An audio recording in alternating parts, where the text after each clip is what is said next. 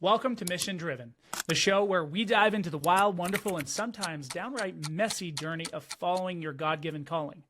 So whether you're a leader in ministry, a busy parent juggling life and purpose, or a business owner who just wants to figure out what on earth you're meant to do, you're in the right place. Today's guest, he's not just anyone. He's the Reverend Estes Fresh. Seriously, he's a guy who wears many hats: pastor, coach, worship leader, visionary planner, and I'd like to think of him as the walking, talking, rapping compass for people looking to find their true north. Years helping mission-driven people like you and me cut through the noise and discover the focus needed to bring God's will to life. Now let me ask you, have you ever felt like your life is one big messy puzzle and someone forgot to include the picture on the top of the box? Well, you're not alone. But the good news, God not only has the picture, he's also got the instructions. And Andrew is here to help us uncover them. So grab your coffee, take a deep breath, settle in. We're about to learn why understanding your unique calling can transform your life, your work, and even your struggles into something absolutely extraordinary. Ready? Let's go.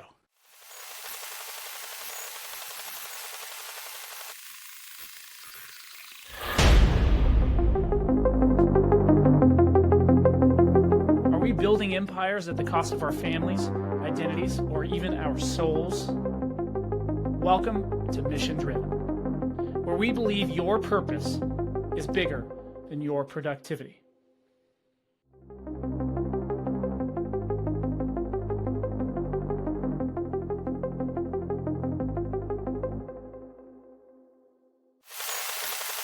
Welcome to the show, Andrew, man. It's so good. Second of all, look, this has been something we've been trying to do for a long time. I have. You've been avoiding me. I don't know why. I thought we were like brothers, but I digress. Hey, welcome to the show either way. Yeah, man. Well, I'll say that I'm a little bit offended that my wife was invited to your show before I was. So there is that. But no, man, I'm so grateful to be here. Just grateful for all you do and your opportunity and influence that you do and how you leverage that. So thanks for having me. Thanks, bro. I appreciate that. Much brotherly love for this guy. If you didn't watch it, I had Megan Estes on the show. She's wonderful, fantastic. I did hint at the fact that Andrew's my guy. So make sure you go back and watch that show after you take a listen to this one. So I like to have fun with my guest. Andrew, you're not going to get away from me. So if you're good with it, I'm going to ask you a quick icebreaker, and then we'll jump into the line of questionings on the topic we're also excited to chat about today. Sound good? That's good. All right. So before we get into the deep stuff, I want to kick it off with something light and tropical in this case. So I'd like you to imagine that you were like stranded on an island, right? And I want you to have some practical things, but think about like, hey, this is not your typical mission-driven sort of scenario, but I want you to think three things, two really practical things, and one just asinine thing that you were like, I gotta have this while I'm stuck on the island. I don't know if you've been watching like Beast Games on Prime. I've been like geeking out on it because I like Mr. Beast. He's fantastic, right? He's a lot of fun, and he's giving away like crazy amounts of money. But like, imagine you were stranded on one of the islands that he's given away or something like that. What would you bring, two like practical things and one completely hilarious and useless thing with you? Is this like full-on survival mode, or sure. like, do I have a house and all the things? No, let's assume that you don't. Like I'm naked on a desert island. That's right. You're naked on a desert island. Yes. Can I bring Bear Grylls with me? Like, because he can just do like all the things and just make sure that I'm not eating plants that are going to kill me and all the stuff. And I'm pretty sure you're going to die. Yeah, I'm pretty sure I'm going to die too. That's for sure.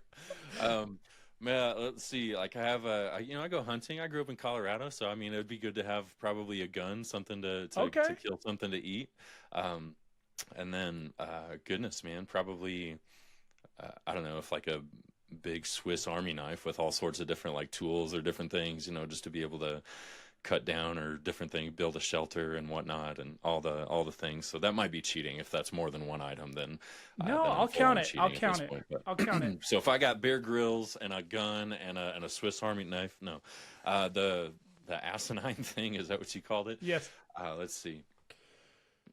Oh goodness.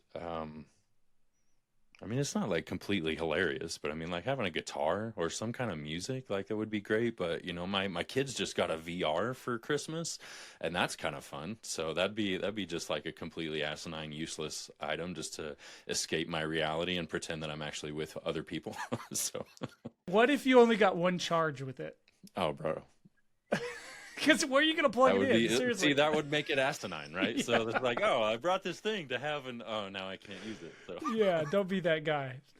I can see why you would bring that, because then you're like, hey, this is a miserable situation. I can put right, myself in any situation. yeah, get out of Although, reality. it feels like the inside of my mouth all the time here because it's hot and it's humid. But I can see that. I was thinking like a floaty, like some floaties. There you go. So you There could you go go. out there, in the Okay. ocean and bob or something, Okay. and not Yeah, even have you've to thought work at this it. through, bro. I Yeah, I have. like. I have. Do you remember that thing when we went on vacation, the giant like floaty thing that we had Oh there? yeah. That thing was Oh yeah. fun. Yeah, that was great. Yeah, I had the hole in the middle and you jumped off the dock like through the. Yeah, I remember that thing. That was awesome. That was a lot of fun. Well, I like those. I thought you were going to say something like vision board, but yeah, you went with something. I could go with the spiritual answer and just say my Bible. You got to have that as a pastor or former pastor. I would have think you would have like traded out the gun for the Bible, right? Because I mean, it's kind of like or the Swiss Army knife, right? Yeah. The word of the Lord, right? Yeah. It's sharper than a two-edged sword. Yeah. Yeah. There you go. There you go. Right? Try to whittle some wood with that. Well, if I left my Bible at home, I probably would have regretted not like committing more to memory and that type of thing. But you can't really kill animals with a Bible unless You could maybe you could throw Bear it at Grylls him. could, but I couldn't. Yeah. Well, I love your answer. It's a good one. It didn't need to be practical. It just needed to be your own. So Yeah. thanks for sharing that with me. All right. So let's start with the angle of the lens, since you're an AV guy, or at least historically you've been an AV guy. And let's talk kind of big picture. What do people that are say, hey, I'm passionate about this, because in your role you help people get focus, get clarity about what they're doing, right, and why they're doing it. I think so many people, whether it's in church or it's in business, they kind of have at least the big idea of what they want to do, but they don't really clearly understand all the moving pieces to that, right? And so how do you take that passion that somebody may have for something they're doing and help them with their struggle in the area of focus to then lean in and do, in your case, God's work in a more effective way? Yeah, well, it's and even that's an interesting thing that you say right up there at the end, because for believers, everything that we do is the Lord's work, right? So whether you're in ministry or in the marketplace, being able to understand the way that God's uniquely designed you, gifted you, empowered you to be able to live out in those spaces is paramount, right? And so whether you're a pastor of a full-time pastor of a church, or whether you're starting a business from the ground up, or in anywhere in between, like those are those types of things. So having the confidence and the freedom to know what you're supposed to pursue and be driven by that is really just giving yourself permission to move in that direction. And so many people just get distracted by all of the things that they could be doing, right? And there's so many different things that influence that. Like maybe it's just like the expectations of others, right? So I went to college in Missouri and delivered furniture. It was the worst job I ever had, but I worked with this guy whose dad was the owner of this furniture store, and there was this expectation that he was going to take over the family business at some point. He wanted nothing to do with it. And so there's stuff like that people have to fight through. It's like the expectations of others. Maybe it's the projection of yourself. Like you think you're supposed to be a certain way. You want to walk in a certain way. Or maybe it's just the lack of the time and attention that you really allow yourself to understand what it is that I'm really driven by. What is it that I really want to focus on, and start pursuing that. And so we just get busy doing so many different things and just staying busy, and we don't actually just pause to reflect on like what do I truly want to accomplish in life, or what do I truly want to what kind of person do I want to be, or what kind of leader do I want to be, or what kind of father do I want to be, and just being able to step back for a second and just say, where am I ultimately going, and then start moving towards that. So in your process, and we'll get into more of that later, but in your process, like realistically, how many things can people, even like the most capable people, focus on at any given time? Like, because like, I think I've seen, whether it's corporations or churches, like these big boards of things that we are, like the big statements, like we are people with integrity, we are, mission driven, we are this, that, and they go down this long list. But how many of those things in your experience, can you actually focus on within an organization and be effective? Yeah, well, I think that so in some of our framework, like we have kind of like some standard language of like mission, values, measurables, and strategy and vision of direction of where we're going. And so a lot of those questions are just fundamental leadership questions. Like, what are we ultimately supposed to be doing? Like, what is the core sense of purpose behind what am I doing? And that goes personally or professionally or corporately, whether it's in the church or in the marketplace, or in your own personal life or in your family. Like, what is the most important thing that we're supposed to be doing at all times? We call that mission, from our perspective in the organizations that I serve with, and that's kind of like that Simon Sinek, like, start with why. What is the primary thing that I am here to do, or what is the primary thing that our organization's here to do? So, core sense of mission and core sense of like your values. Why do you actually do what you do? And your values aren't what you do, but they're like those culture shaping identities that this characterizes everything that we do. And so and then you get to like the measurables of like, what are we actually focused on as driving towards those outcomes? Strategy is just kind of like the basic plan as to like how we're actually going to go about accomplishing our mission. What is kind of like our primary focus, our product line, for in the ministry, when our mission is basically the Great Commission, nothing more, nothing less. Our strategy then is like, well, how do we go about accomplishing the Great Commission of making disciple makers? What are the primary things we need to be focused on? And so when you ask a question of like, how many things can you be focused on? Some of those questions are more around a core sense of identity first. What are we doing and why? How do we go about doing it? When do we know we're successful? A lot of those are just identity shaping questions that you don't have to reapproach once you really laid that groundwork.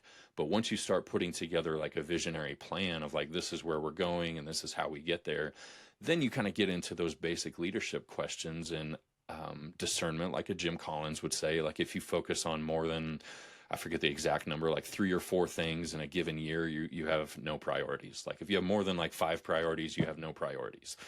That something to that effect. And so that's, once you've done the deep identity work of understanding who you are, what you're ultimately supposed to be doing, how you're going to go about doing it, then you start identifying, okay, now how many things do I actually need to focus on? Does that make sense? Like, so there's a lot of like solid questions in there, but you can't focus on all of them all the time. And so that's why it takes a little bit of time to actually do some of that deep work. You nailed exactly what I was asking for. Like, because I think that even the average person feels overwhelmed by the things that they think they need to be doing. And then maybe the ambitious person is often taking on so much that they're not being effective, right? And so there's definitely a balance to the number of things that you can focus on when trying to build anything. And in our case, we're trying to making disciples, right? That's part of the Great Commission, right? Is to make Him known.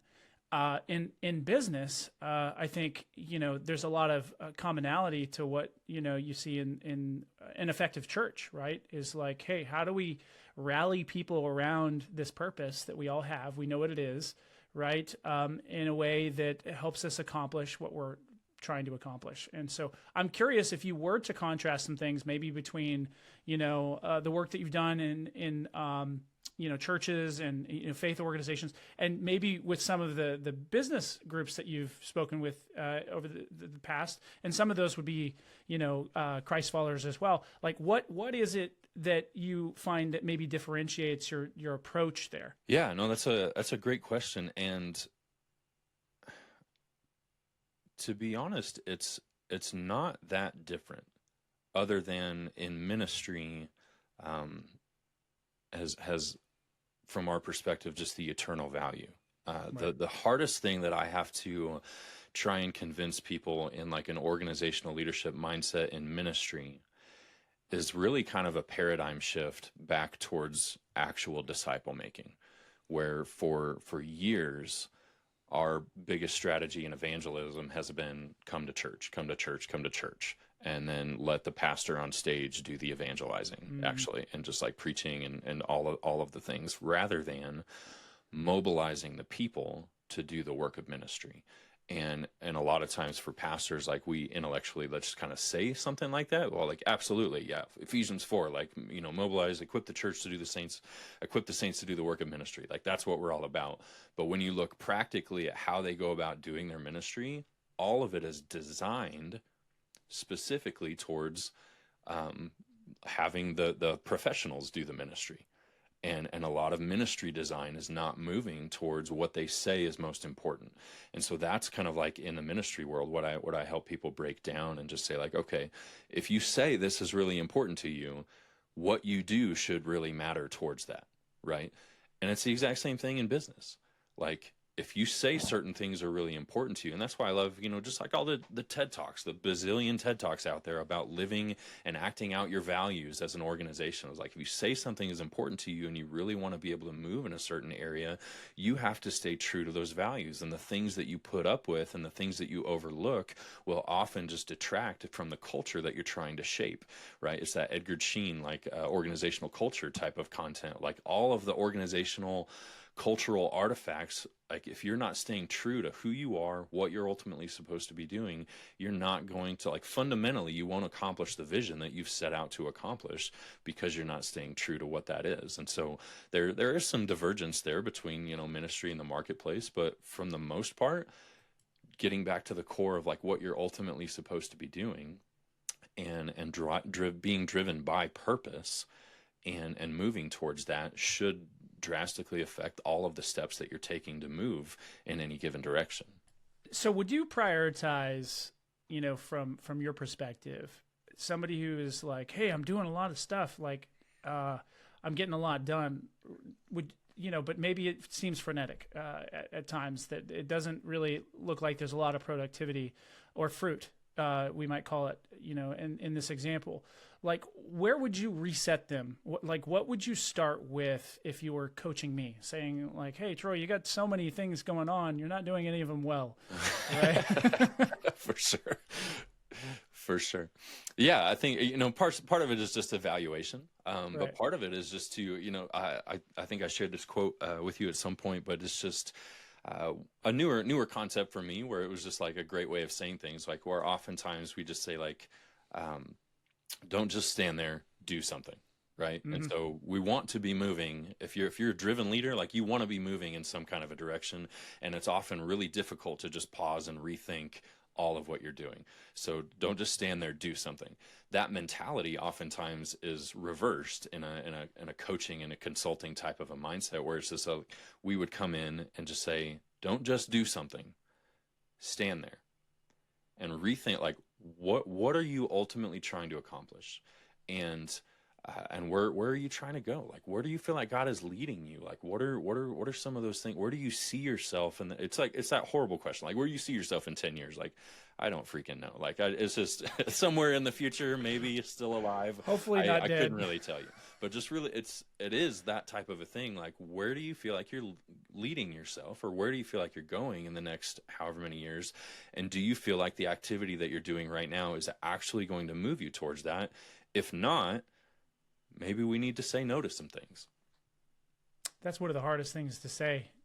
Yeah, and I say that as a full-on hypocrite in this moment right now, because I have 4 children, I have 2 jobs, I'm pursuing a master's degree right now, and it's just like there's so many things that I'm doing right now, and at times, like, I have to struggle and do some of them at a little bit less.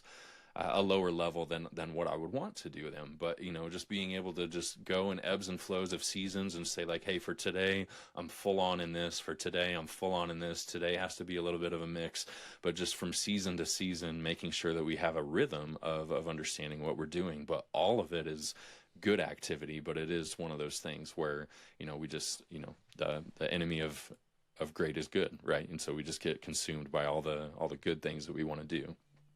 And there's a lot of good things to do out there. There is, right? yeah. To get you distracted. Let me ask you this, going a layer deeper from a personal standpoint, has there ever really been something for you in life? And I know there has, because you've shared some of these things with me, but I want you to share them with the people, right? Yeah.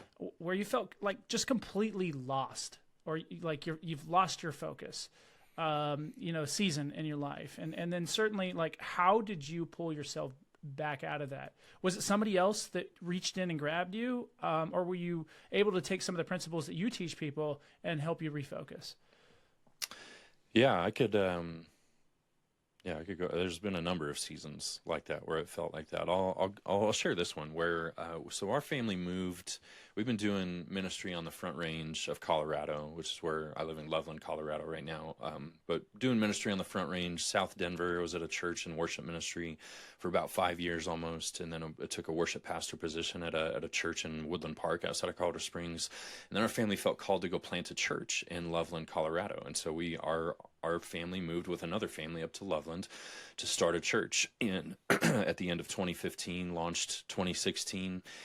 And it was around 2019, at the end of 2019, after I started getting some trained in some visionary processes and was leading visionary planning retreats for a couple of different churches and nonprofit organizations at the end of 2019, all while I was the associate pastor of our church plant, of our very young, church plant. And church planting is basically starting a church from scratch. It's very much along the lines of the entrepreneurial mindset of like going out and starting a business, like where I was, yes, involved in worship ministry, but you're also doing literally everything else. Like you're the marketer, you're the you're the primary discipler, you are, doing digital graphic design and like literally everything, and like making sure that the trailer is being pulled to church on Sunday to unload and set up and tear down, all that fun stuff. So I'm literally doing everything, a lot of that, except for just the preaching and some other things.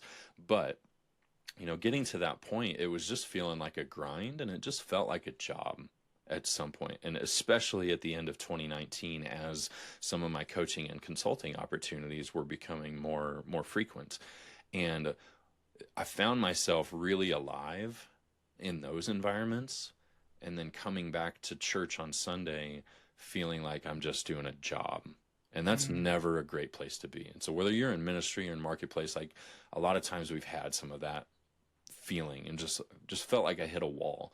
Our church plant was struggling in different areas, and just that tension, and just felt like outside of it was really thriving. And so January of 2020, I decided to do I can't remember how long it was. It was like a 2 or 3 day fast. And so not eating any food, just drinking water, and being able to just pray and seek God's will and just say, like, God, what do you want me to do? And where do you want me to go? And just, I have no idea. Like, I feel really alive in one area, and I just feel like you're leading me away from something that we've moved our whole family here to do. And that was a really difficult season, difficult process. And but it was in the midst of that time. And just trying to discern God's voice is not easy a lot of times.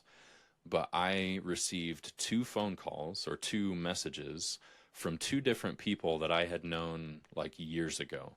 One guy was from Kansas, one guy was from California, and both of them were saying like, hey, we have a position open up. I want you to apply for it. We think you'd be great at it. Like, are you interested? And it was during that season of fasting and praying of like, should I move on from Revive?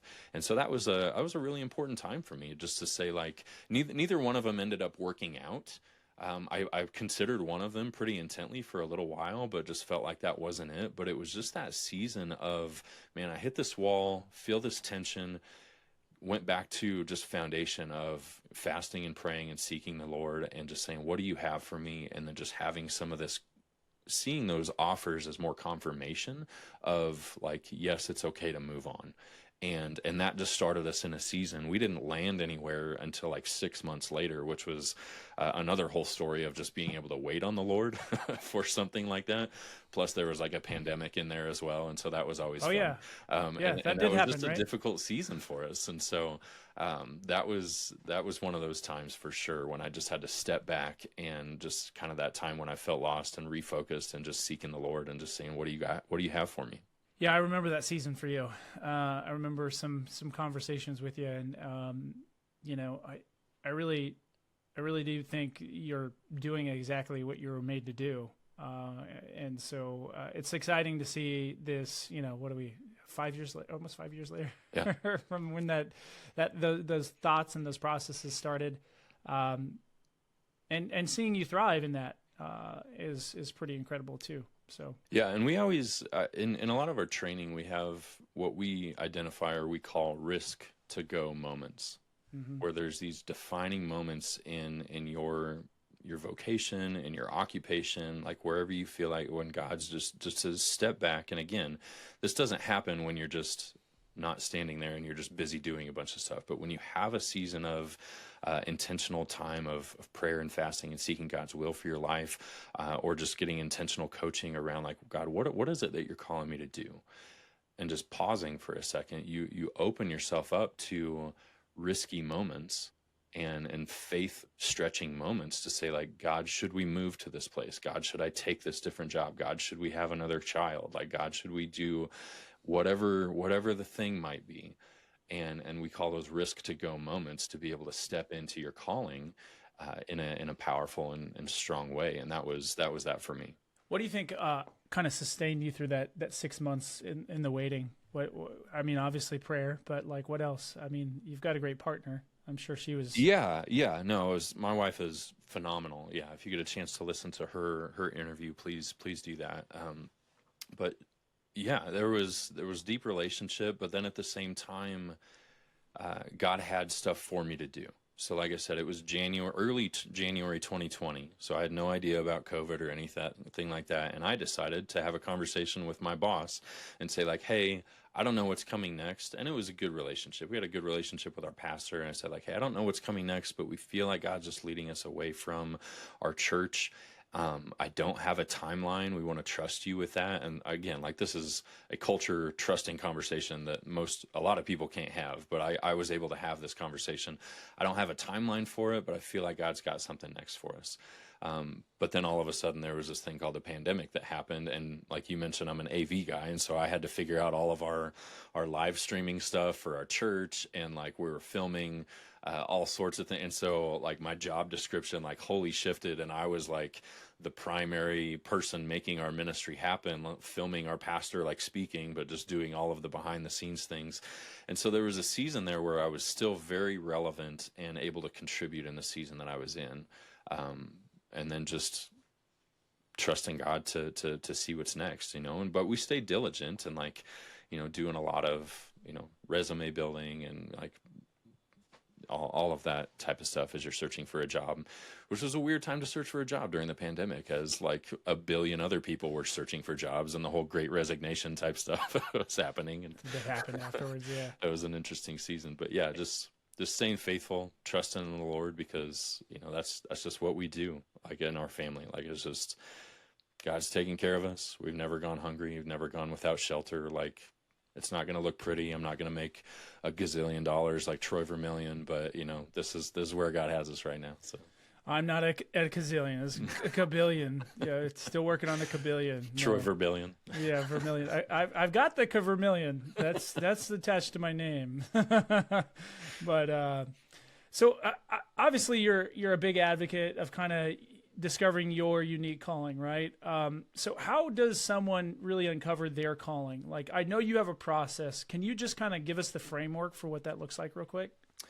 Yeah, absolutely. So I'm certified as a coach and trainer for a process called Unique, which is YO Unique, not the makeup brand Unique, but our Unique.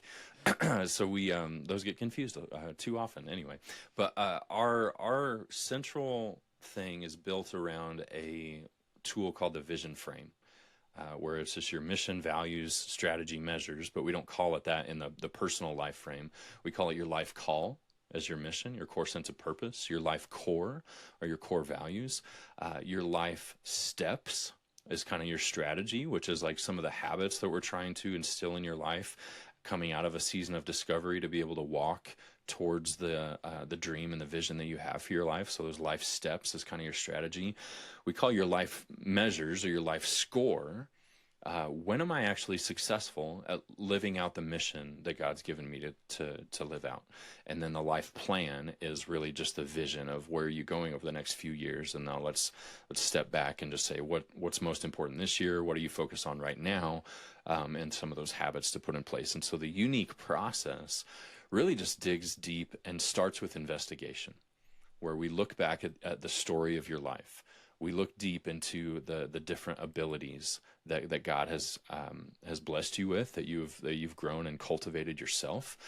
And so, it's just kind of going back to even that Genesis calling of being fruitful and multiply, like that command to Adam and Eve was going way beyond just have more babies and fill the world. Like it's just, be fruitful and multiply, like fill the earth and subdue it. Like everything that we have, I don't know, this rabbit trail for a second. I always get like completely blown away that every single thing that we have and that we see, like the computers, the spaceships, the microphones that I'm using, like all this stuff came from the earth that God created for us. And men and women have like just done that, like, and there's a sense of calling that we've been able to live into and do some of that stuff. So sorry for that rabbit trail for a second, but discerning your calling is looking at all of your gifts, your abilities, your passions, your story, to really identify your core sense of mission, your core sense of values, and then putting together a life plan, kind of walking through all of that. Do you think this is also a rabbit trail? Because what you said had me thinking. Because I am just fascinated with the things, the unknown, what's under the sea, what's out in space. Yeah. What's behind the veil that we can't see in the other dimension, the spiritual world, right? What's happening right next to me. Yeah. In your thought, and this one has to do with space, do you think we're called to go explore space? Do you think that God put that in our heart and that, we're going to do it? And we're going to continue to do it for a long period of time. I'm just curious what your perspective is on that, because you're right. He gave us all the materials to build spaceships. SpaceX is now like autonomously landing, rockets, right? Like it's pretty cool stuff. Like I kind of geek out. It's really cool. Yeah, it's amazing. So I feel like, because some people are like, oh, we're not supposed to go do that. I feel like we are. I feel like, whatever the limits are, to our capabilities, God said, yeah, there's probably more for you to do that. I don't think we're going to find anything out there necessarily. Yeah. When they start talking about how long like a light year is and like how, you're just, it will blow your mind. Like from the second, like the Neil deGrasse Tyson starts talking, you're just like, what is happening right now? Yeah. So, my head hurts. Like, but do I feel called to like go explore space? Like, or are we called to explore space? Maybe. Potentially, because like everything that we have is because we've pushed the limits and explored everything that God has for us. And that's not to affirm, because I think this could get really weird theologically. Yeah. It's not to affirm every single exploration or every single venture or every single type of thing and make it like put God's name on it or something like that. Well, God, put this desire inside of us to do this or that. That's not anything of what I'm talking about, but it is just understanding like our core sense of filling the earth and subduing it. Like he's put all this stuff here for us, and we continually discover over and over and over all of these incredible things. Like, I don't know, maybe there's things on Mars that, different elements or different things that can cure cancer or what, I don't know. There's probably incredible things that people can find out by doing different research and just finding out how small we are, which is even another thing that, when we talk about just the creator of the universe and the expanse of the stars and the planets and the galaxies and just beyond number, and we think that God has a plan for our life, is just one of those things where you just have like, you just can't wrap your mind around that. Like, who am I that you are mindful of me?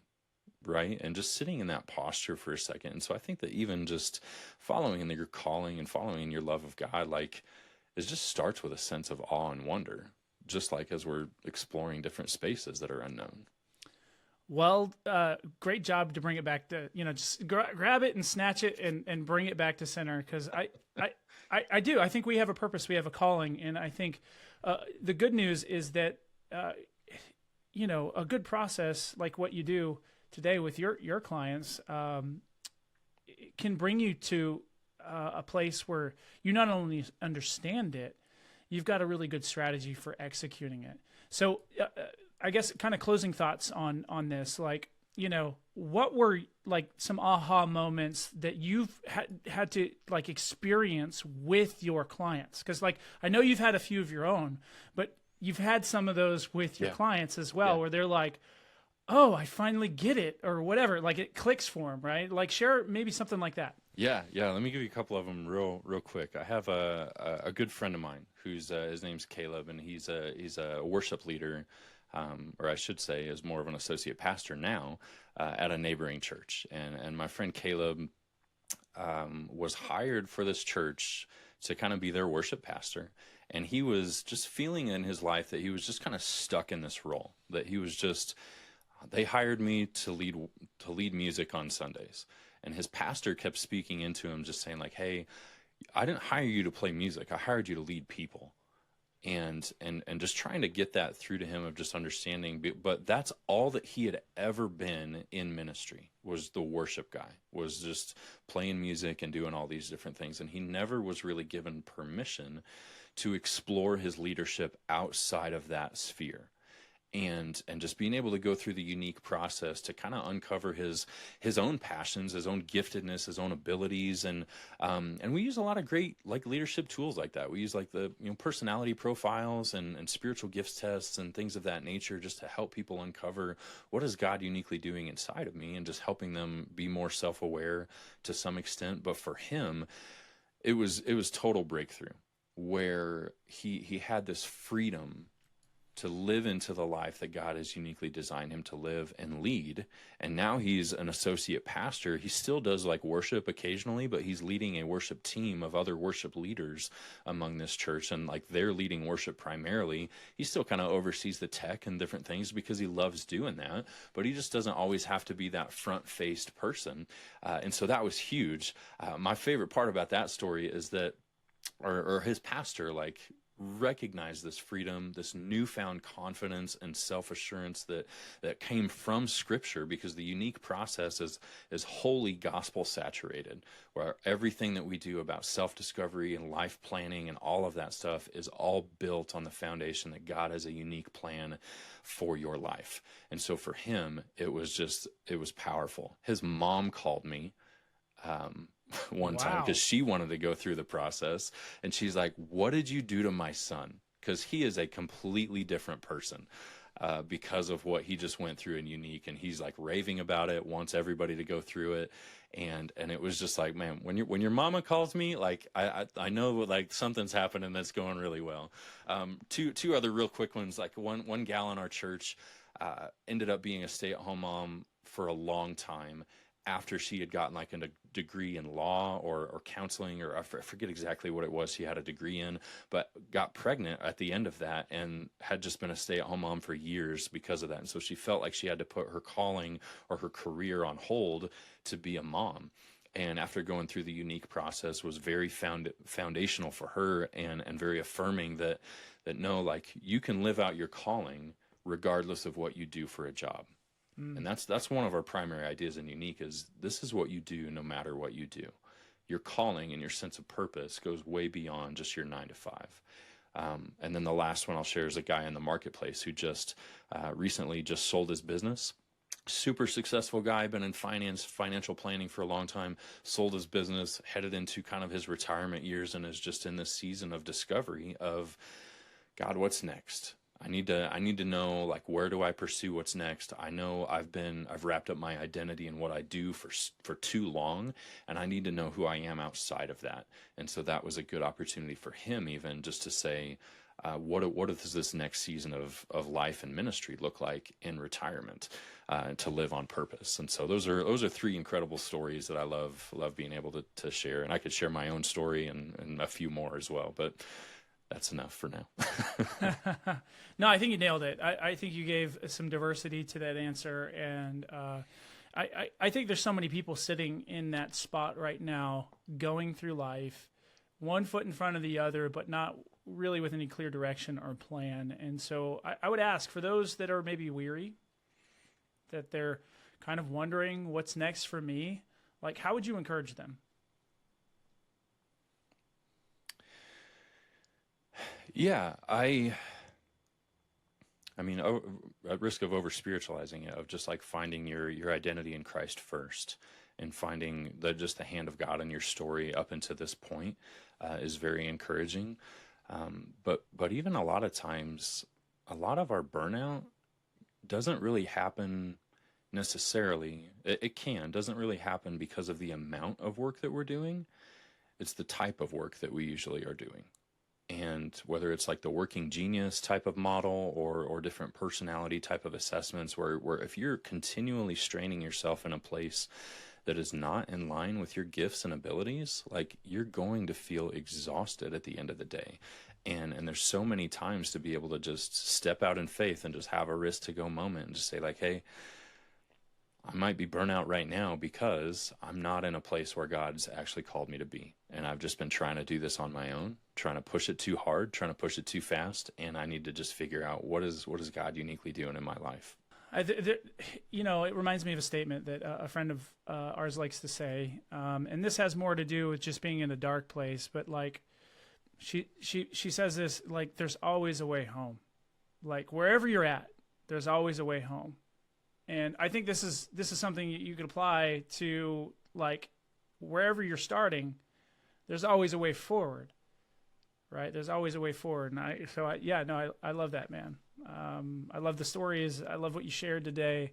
I also want to give everybody an opportunity to, connect with Andrew and to follow him as well. So, Andrew, what's the best way to reach out to you if somebody was interested in the unique process or just learning more about you and what you do and how you help churches, people, and organizations? Yeah, so I do some coaching through a lot of different organizations. You can find my website at visionclarity.org, visionclarity.org/unique if you want to look at unique, but you'll be able to find it easily enough if you go to my website.